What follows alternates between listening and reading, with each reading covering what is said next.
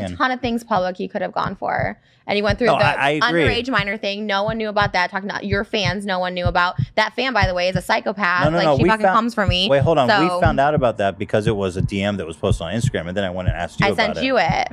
I'm pretty sure I saw it on Instagram. I'm pretty sure you didn't. I remember that day specifically. But you kept saying that. Well, anyway, whatever. We don't need to argue about that. Of course not, because like whenever you're in the wrong, then you're like, oh, let's get past it.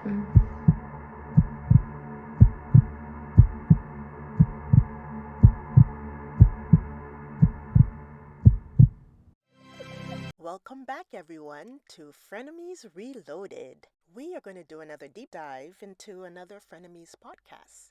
This time it will be episode number 6. Now, when we last left off, Trisha walked off the set, and she said she will not be coming back until she renegotiates her contract. Well, what do we see here? Trisha is back.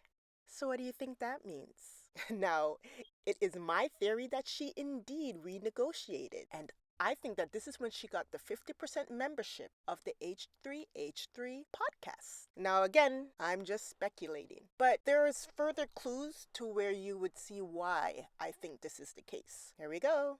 Hey, everybody, and welcome back to my channel. I'm Ethan Starr, and with us today, every day, because it is our show together. Even the way he just said that, and today every day because it is our show. That 50% membership, yep, that's kind of something to appease her. You now have 50% of my whole YouTube channel membership. Frenemies is our show. This is what I'm thinking while watching this, just to go along with my theory that she did renegotiate her contract. And now he's emphasizing that this is our show. The last couple of episodes when the show would start, Ethan kind of took charge in a sense. He would always speak first, welcome to Frenemies. And Trisha was always kind of in the background, even though she was the co-host. And I think this was an attempt to try and make her feel included into the show and to make her feel like she is on the same level as Ethan. Even though it is Ethan's studio and his money is backing everything, he wanted to make her feel secure that, yes, she does, even though she had the 45% of the profits and not 50%, that now that she has at least 50% of the memberships, that she can start to feel that she is on equal footing. Again, this is my theory. At least till Halloween, because I have to commit to the Halloween costumes I had planned, so. Oh, you're not committing past Halloween? I can't make any promises. Honestly, if I didn't have a costume, I would have at least taken a couple weeks off, but. Really? Yeah. But well, here we are. Well, I'm glad you did have a costume. I know. And it is fly today. It's what? It looks really good today. Did you say fly as in cool? Yeah. The dogs underneath, they've been humping each other all morning. Thank you. Who are you? I'm just kidding. The Riddler. Yeah. I hate that. I hate I hate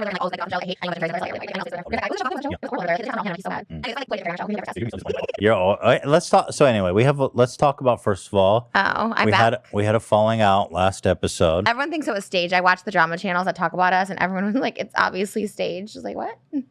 That's interesting because when I watched it, I didn't watch it the first time it aired. I watched it back after it aired. So I didn't see any of the drama channels and what they were saying. But when I first watched the episode, it was clear to me that that was a real argument. It didn't seem fake. So I don't know. I know people fake things for views. I can understand people having an idea that, oh, this is something that a channel is doing just to get more eyes on them. But watching it, no, that was really heated, and you could tell they were both upset, and it came from out of nowhere. So Ethan is not that great of an actor. Trisha is not that great of an actress to fake something like that. That was very real.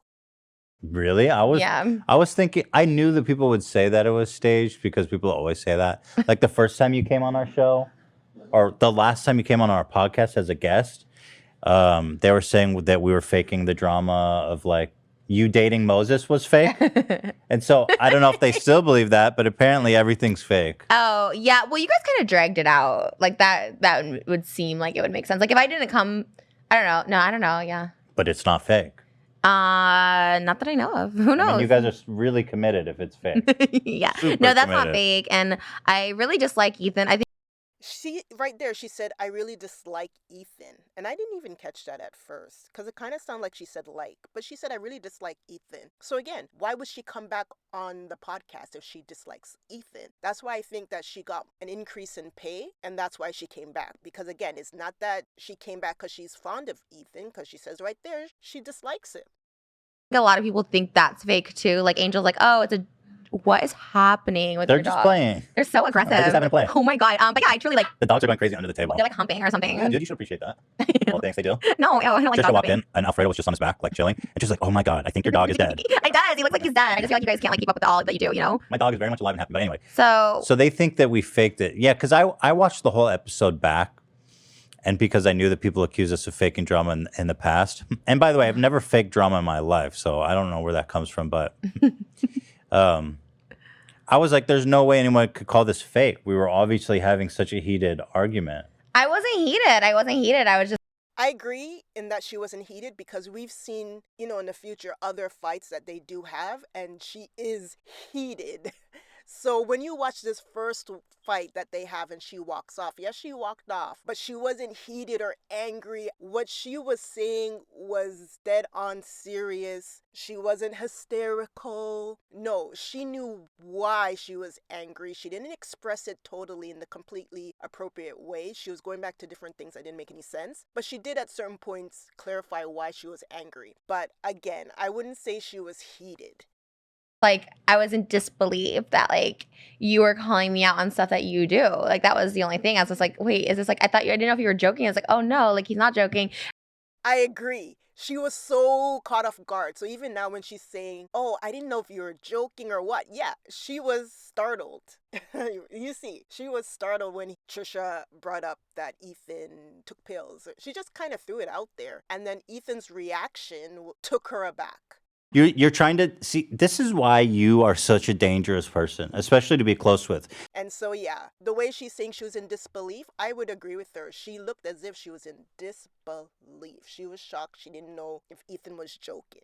And then you do the thing that I hate, which is fine. Like here's the thing also, like, I wasn't mad that you like called me crazy. Everyone's like, oh my God, Trisha, like whatever. Trisha, here we go. She's there saying, oh, people thought I was mad that he called me crazy. That doesn't bother me. Trisha, in that argument, you said that being called crazy bothers you. Don't feel that people are misunderstanding you. No, they probably picked that up because that's what you said. You threw it out there that you found it offensive. We're goofing around. It's all here. I'm not like... Crazy is goofing around? That's so offensive. Okay, I mean, I've called you crazy a lot. I don't know that it's so offensive to you. In this situation, yes. So don't now think, oh, people think that I was mad because you called me crazy. That doesn't bother me. Okay, so then don't say it bothers you. And they get mad that people are saying that that's what bothered you. Or at least say, people think that I was upset at being called crazy. And the reason why they think that is because that's what I said. But truly, that wasn't the real reason why I was angry. Say it like that. But don't get surprised that people think that because that's what you said. You were offended. It's just more of the fact that you're a hypocrite. And I was just like, oh my God, you're making me look bad with the stuff that you do. When you said I was like weaponizing private information, I'm like, did you not read my DMs to you about Moses and my, hitting Moses and all that stuff? Like the stuff that I didn't want public and you made that public. Like, you know what I mean? Like, I was like, it's the same thing. So hitting Moses? I didn't make that public. Yes, you did when you were reading the DMs and you're like, oh, can I go here? And I didn't know what you were doing. And we're like, no, don't talk about it. Oh, I didn't say anything though. No, you totally did. You read the DMs, everything. Let's go back a bit. Anyways,